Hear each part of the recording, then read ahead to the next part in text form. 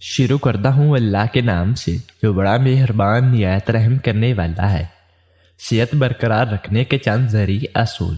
صحت برقرار رکھنے کے چند ذریعہ اصول مندرجہ ذیل ہے۔ کھانا ہمیشہ ہاتھ دھو کر اور بسم اللہ پڑھ کر کھانا چاہیے۔ کھانا تب کھایا جائے جب شدید بھوک لگی ہو۔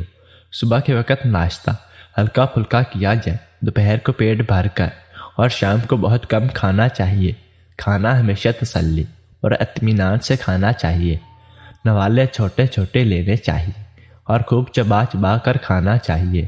کھانے سے پہلے پانی، چائے، دودھ یا کوئی اور چیز نہیں کھانی چاہیے۔ کوشش کرے کہ کھانا متوازن، زود ہضم اور جسمانی توانائی فراہم کرنے والا ہو۔ باسی تفصیل اور بدبودار کھانے سے مکمل طور پر پرہیز کرنا چاہیے۔ پھلوں کا استعمال اور دودھ ہمیشہ کھانے کے بعد استعمال کرنا چاہیے۔ پیٹ کا نصف حصہ کھانے اور پھلوں سے، 1/4 حصہ پانی سے اور 1/4 حصہ ہمیشہ خالی رکھنا چاہیے۔ کھانا کھانے کے بعد ہمیشہ دانتوں کو صاف کریں۔ خوراک کا کوئی ذرہ منہ میں نہ رہنے دیں۔ کھانا کھانے کے بعد عاجزی اور انکساری سے اللہ پاک کا شکر ادا کرنا چاہیے۔ کم کھانا کھانے والے انسان ہمیشہ لمبی عمر پاتے ہیں اور بے شمار بیماریوں سے محفوظ رہتے ہیں، تندرست و توانا رہتے ہیں۔ کھانے میں کیا ایک ساتھ نہیں کھانا چاہیے۔ چاول کھانے کے بعد تربوز اور سرکہ کا استعمال نہیں کرنا چاہیے، اس سے پیٹ میں درد ہو جاتا ہے۔ تربوز کھا کر دودھ پی لینے سے ہیضہ ہو جاتا ہے۔ خربوزہ کھا کر گرم دودھ پینا گویا موت کو دعوت دینا ہے۔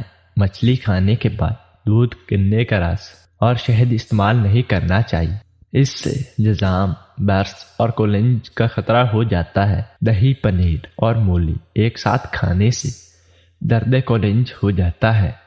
مرغ کے گوشت کے ساتھ مولی کا استعمال معدہ میں گرانی کرتا ہے۔ دودھ کے ساتھ کھٹی لسی، کھٹی دہی یا کھٹے پھل کھانے سے معدہ میں درد ہو جاتا ہے۔ گوشت کے ساتھ یا بعد میں شہد کا استعمال درد معدہ کا باعث بنتا ہے۔ خربوزہ، لہسن اور شہد ایک ساتھ کھانے سے معدہ میں درد ہو جاتا ہے۔ کیلا کھا کر اس پر دودھ یا لسی استعمال نہیں کرنی چاہیے، اس سے معدہ میں گرانی اور درد بڑھ جاتا ہے۔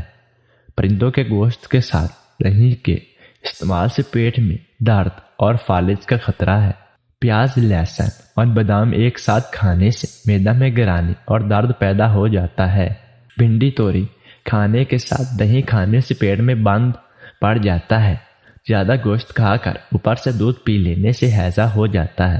دودھ اور شراب ایک ساتھ پینے سے مرض نقرس کا اندیشہ